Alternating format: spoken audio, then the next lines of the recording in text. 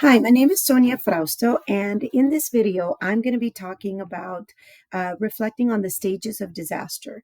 I'm going to be talking about collective trauma, the impact of going through a disaster, as well as the recovery process.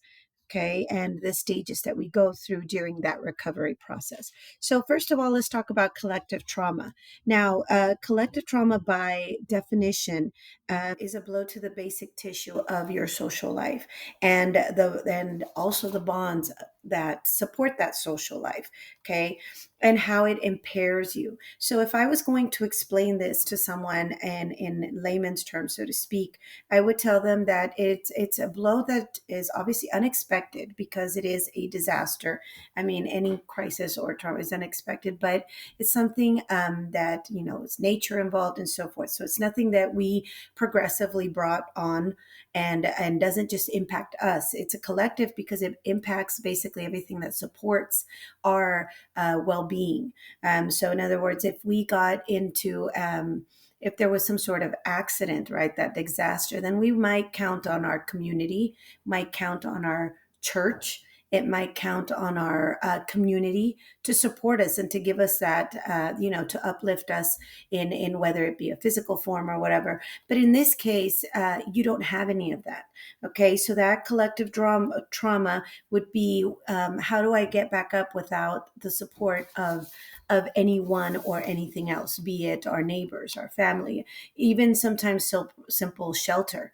Okay, if a disaster happened and there was nothing around us, there wouldn't be, like if say there was a natural disaster, a storm, a flood, or whatever. Okay, we might have, I don't know, the Red Cross might say, okay, let's go to a certain gym and seek shelter there. But if that's not around, then that's where it collectively as a community we start looking towards each other and try to find where we could start.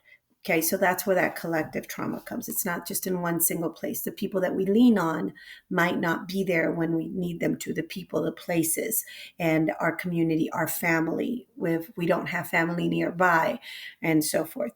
Okay, basically your whole community or support system is not there, and it's affecting all of them. Next, I'm going to talk about the impact. The impact, and by mean by impact, is the stress of going through a disaster. What does this basically mean for a person? Now, obviously, the impact is great, and it's great. It can cause emotional instability, anxiety. Okay, this is where resilience is going to play a very vital role on how we handle these. Okay, this is where our post intervention techniques really come in hand. Sometimes in recovery, some people might have a greater resilience than other, and so therefore their symptoms might be less than others. Others may require more. Others with more persistent symptoms may require more treatment, and sometimes even leading into treatment for PTSD or depression, okay, or other behavioral, other psychological abnormalities that other people might not. So this will vary greatly depending on the person, depending on the community and the context and the nature of the situation. Okay, and finally, I'm going to talk about the stages during this recovery. Now, the recovery process, like I said, is going to be different for everyone, but collectively, these are the stages that we go through in trying to repair that trauma for that disaster. First, we have the heroic phase.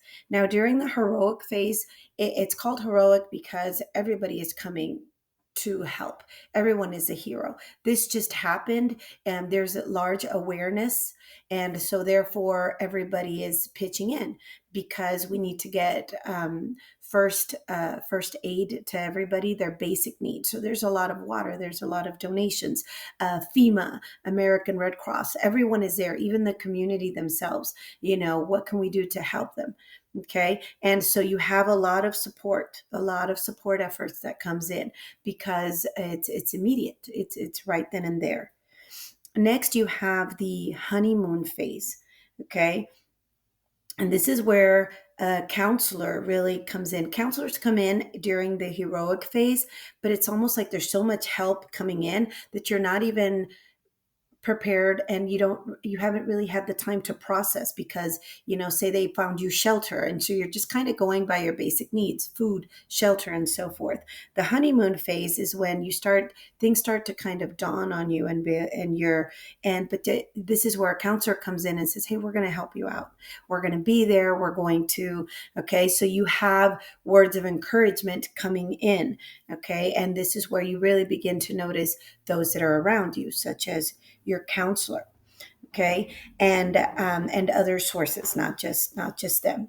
Then, of course, this can't last forever, hence the word honeymoon phase. And this is where disillusionment is, when things kind of begin to get real. And it's funny how this follows the honeymoon phase. It's kind of like the honeymoon is over now. Don't be disillusioned. Things are going to get real. Okay, this is when you have the true impact of the disaster. Okay, you might have gotten shelter, but they might not have given you a new house, and therefore now you have to face that. Okay, this is a harsh reality that we have to come to terms with, and this is where counseling continues, and this is where that rapport or that relationship that we made with them during the honeymoon phase matters, because some clients or might stay with you and others may have had to move on, whether they wanted to or not. And this is where our flexibility as counselors comes in, so that they know that if you want to, or if you can, we are here. And this is where debriefing what happened, because we need to make sure that they process and are in a true sense of where they are at, that they have processed what really happened and where we need to go from here, that they're still, all the help that was there at the beginning during the heroic phase is really not going to be there continuously. So therefore they have to face that, and then they have to come to terms with that. And of course, we as counselors would be there to help them with that, of course. And then, and once we can accept that, then we know where to go to, which with a reconstruction stage. Okay, this is where we are okay with, my house is not going to pop back up in a day, or we are not going to regain our community the same way that it was before. And I'm okay with that. How do I move on? This is where the reconstruction stage comes in. It sounds a lot easier, like a process. It's not so for everyone, but the hope is that for most people, this is what we try to do. So this is where we dust off. We say, okay, this is my new normal. And we look at what we have and try to see growth from it. Find an opportunity to go there, and maybe not look at it as I'm going to get back to where I was, but maybe find an opportunity for something new, something to do better. And now, for some people, this recovery process may go very smoothly and follow one process to the other. For others, this may be something that is ongoing and will be so forever. So the counselor for each person and at every stage will definitely vary. Some will go through these and be okay, and some will have a lifelong treatment, if you will. So it will just vary for everyone. In this video, I did response, use some resources. So I've including the resource of The Fundamentals of Crisis Counseling, a book by Jerry Miller, and that will be it. I appreciate your time. Thank you so much. Bye-bye.